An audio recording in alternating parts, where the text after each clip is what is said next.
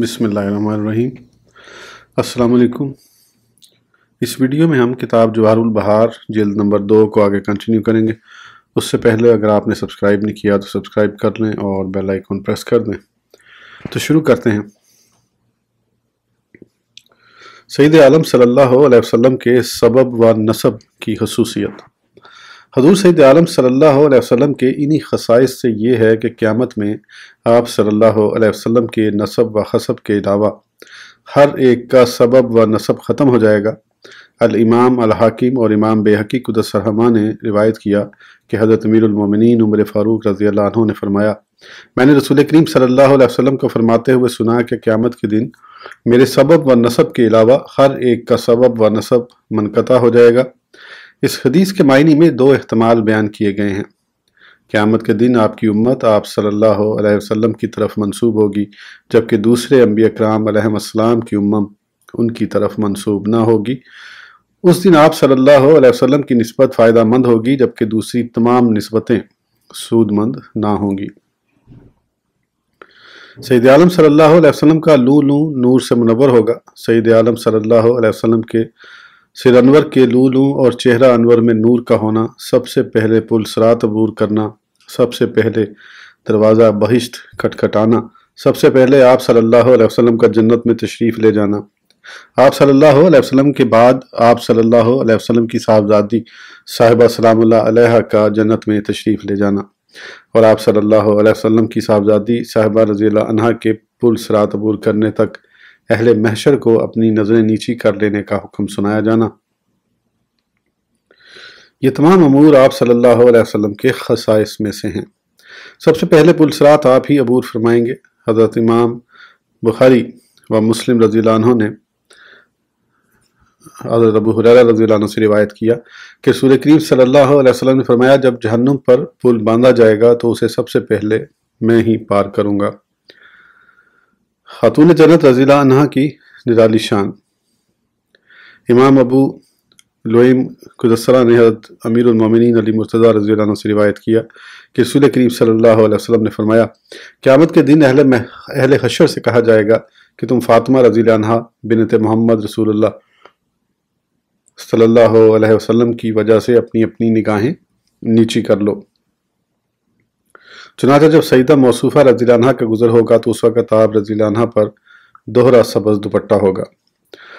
Knees हज़रत अल इमाम अल हाफ़िज़ अबू लुईम रज़ियल्लाहु अन्हु और सैयदना अबू हुरैरा रज़ियल्लाहु अन्हु से रावी कि हज़रत अबू हुरैरा रज़ियल्लाहु अन्हु ने फरमाया, मैंने रसूल करीम सल्लल्लाहु अलैहि वसल्लम को फरमाते हुए सुना है कि क़यामत के दिन पसे पर्दा एक आवाज़ देने वाला आवाज़ देगा, लोगों अपनी निगाहें बंद कर लो और अपने सर झुका लो, इसलिए कि इस वक़्त हज़रत फ़ातिमा सलामुल्लाह अलैहा बिनते मोहम्मद रसूलुल्लाह सल्लल्लाहु अलैहि वसल्लम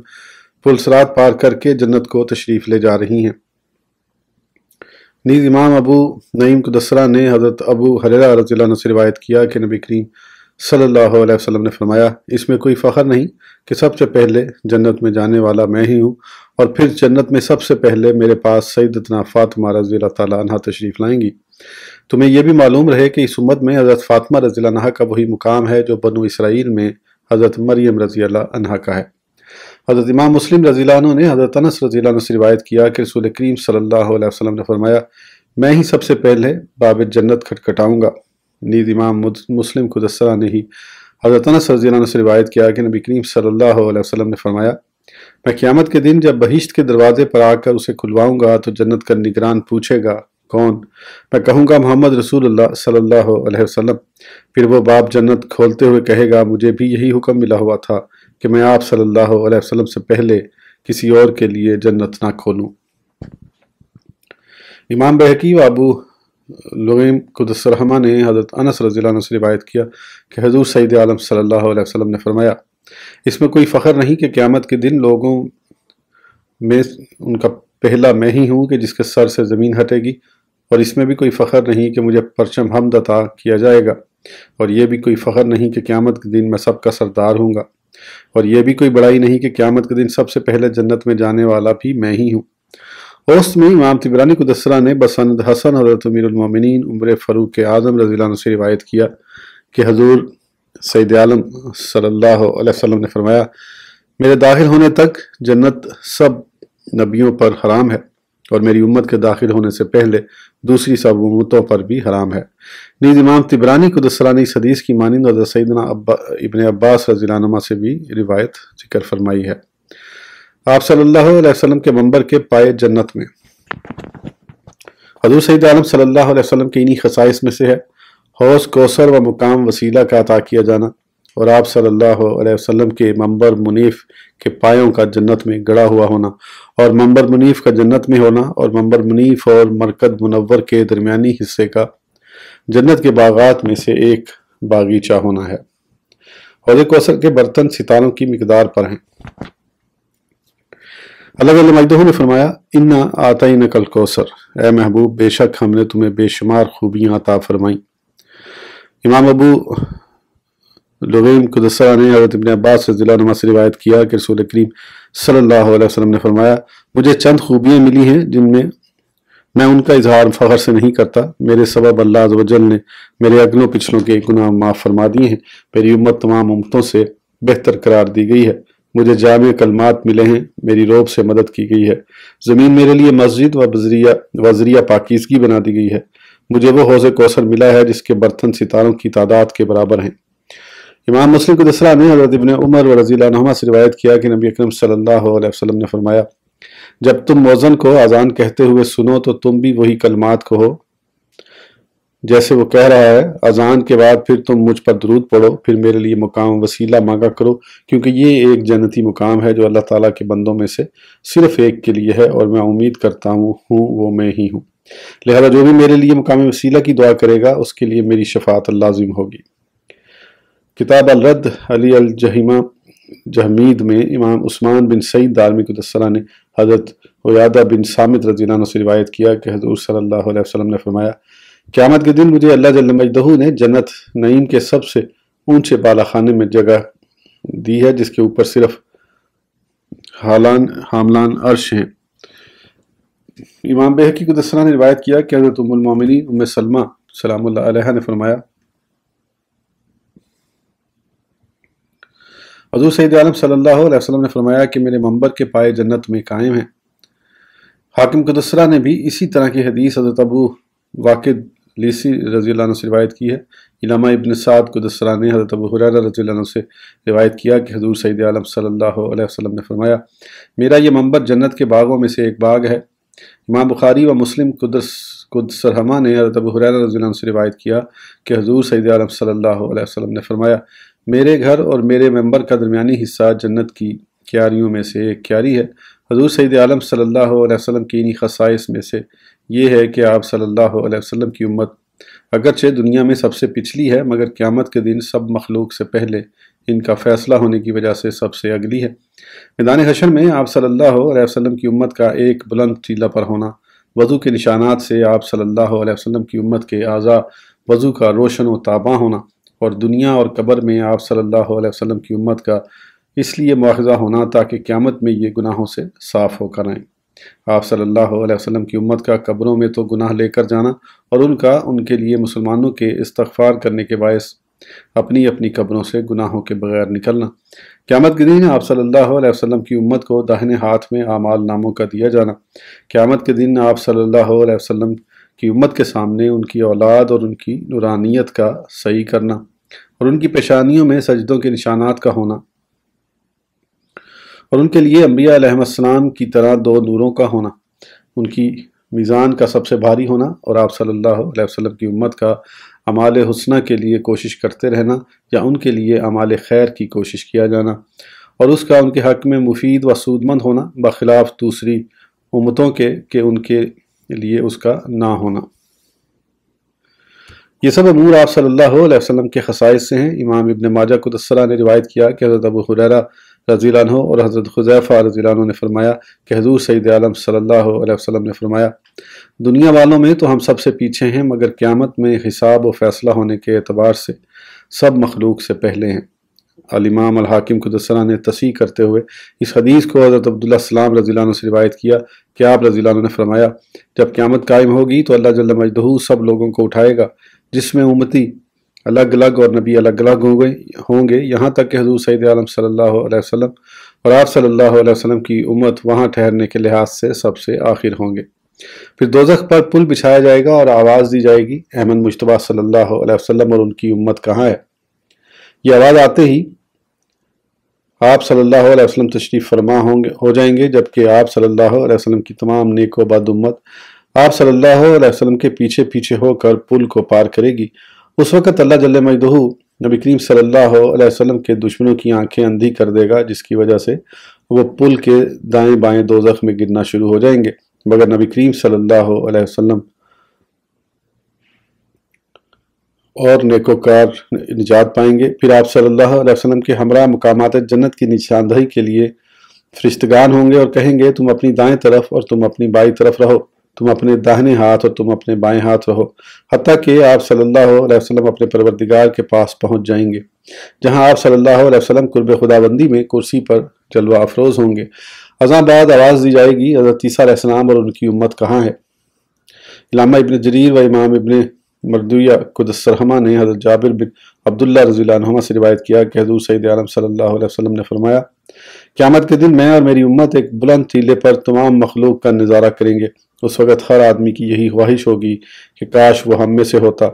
ہر ایک نبی علیہ السلام کو ان کی قوم نے جھٹلایا، مگر ان کی تبلیغ رسالت کی ہم ہی گواہی دیں گے۔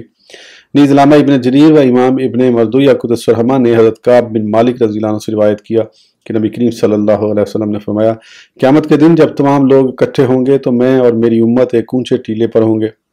پھر اللہ جل مجدہ مجھے سبز خلا پہنائے گا، پھر مجھے سجدے کی اجازت ہوگی، تو میں مشیت الہی کے مطابق کہوں گا جو بھی کہوں گا، اور یہی مقام محمود ہے۔ حضرت امام بخاری و امام مسلم قدس اللہ سرہمہ نے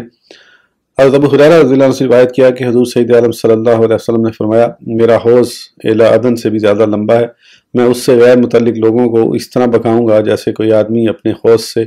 پرائے اونٹوں کو بکاتا ہے۔ عرض کیا گیا، یا رسول اللہ صلی اللہ علیہ وسلم، تو کیا آپ ہمیں پہچان لیں گے؟ فرمایا، ہاں، کیسے نہ پہچانوں گا، جبکہ تم وضو کے نشانات سے روشن و تاباں اعضاء لے کر میرے پاس آؤ گے۔ یہ نشانی صرف تمہاری ہی ہے، تمہارے سوا اور کسی میں نہیں ہے۔ حضرت امام علامہ احمد رضی اللہ عنہ اور امام بزار قدس سرہ نے حضرت ابو درداء رضی اللہ عنہ سے روایت کیا کہ حضور سید عالم صلی اللہ علیہ وسلم نے فرمایا، میں قیامت میں پہلا آدمی ہوں گا جسے سجدے کی اجازت ملے گی، اور میں ہی پہلا ہوں گا جو سجدے سے سر اٹھاؤں گا، پھر بھی اپنی امت کو اپنے سامنے دیکھوں گا۔ میں اپنی امت کو تمام امم کے درمیان دائیں بائیں آگے پیچھے ہر طرف سے پہچان لوں گا۔ ایک صاحب نے عرض کیا، یا رسول اللہ صلی اللہ علیہ وسلم، حضرت نوح علیہ السلام کے زمانے سے آپ صلی اللہ علیہ وسلم تک تو کئی امتیں ہو گزری ہیں، ان سب میں سے آپ صلی اللہ علیہ وسلم اپنی امت کیسے پہچانیں گے؟ تو آپ صلی اللہ علیہ وسلم نے فرمایا، یہ امت وضو کے آثار سے پنج کلیان ہوگی، اور یہ نشانی ان کے علاوہ کسی اور میں نہیں ہے، اور میں اس سے بھی پہچان لوں گا کہ اس امت کو اعمال نامے دائیں ہاتھ میں دیے جائیں گے، اور اس سے بھی کہ اس امت کے افراد کی اولاد ان کے سامنے فرحاں و شاداں دوڑ رہی ہوگی۔ مردوں کو زندوں کا ثواب پہنچتا ہے۔ امام طبرانی قدس سرہ نے اوسط میں حضرت انس رضی اللہ عنہ سے روایت کیا کہ رسول کریم صلی اللہ علیہ وسلم نے فرمایا، میری امت مغفور ہے، یہ اپنی قبروں میں تو گناہ گار داخل ہوگی، مگر جب اپنی قبروں سے باہر آئے گی تو اس پر کوئی گناہ نہ ہوگا، اس لیے کہ ان کے ایمانداروں کا دعا و مغفرت کرتے رہنے سے اس کے گناہ مٹا دیے جاتے ہیں۔ حضرت امام علامہ احمد رضی اللہ عنہ حضرت سیدتنا ام المؤمنین عائشہ رضی اللہ عنہا سے روایت کیا کہ حضور صلی عالم صلی اللہ علیہ وسلم نے فرمایا، قیامت کے دن کسی کا حساب نہ ہوگا کہ اس کی بخشش کر دی جائے گی، حتیٰ کہ مسلمان اپنے اچھے عمل کی جزا اپنی قبر میں بھی دیکھ لے گا۔ قبر میں مواخذے کی وجہ، حکیم ترمذی قدس سرہ نے فرمایا، قبر میں مومن کا حساب اس لیے لیا جاتا ہے تاکہ کل قیامت میں اس پر آسانی رہے۔ یہی وجہ ہے کہ قبر میں اسے گناہوں سے صاف کر دیا جاتا ہے کہ جب یہ قبر سے باہر آئے تو اس کا ازالہ ہو چکا ہو۔ امام طبرانی قدس سرہ نے اوسط میں اور حاکم قدس سرہ نے اسی کی تصحیح کرتے ہوئے حضرت عبداللہ بن یزید انصاری رضی اللہ عنہ سے روایت کیا کہ میں نے رسول کریم صلی اللہ علیہ وسلم کو یہ فرماتے ہوئے سنا ہے کہ اس امت کو عذاب دینے کا فیصلہ ان کی دنیا میں ہی فرمایا جا چکا ہے۔ امام ابو یعلا قدس سرہ اور امام طبرانی قدس سرہ نے اوسط میں حضرت ابو ہریرہ رضی اللہ عنہ سے روایت کیا کہ حضرت ابو ہریرہ رضی اللہ عنہ نے فرمایا،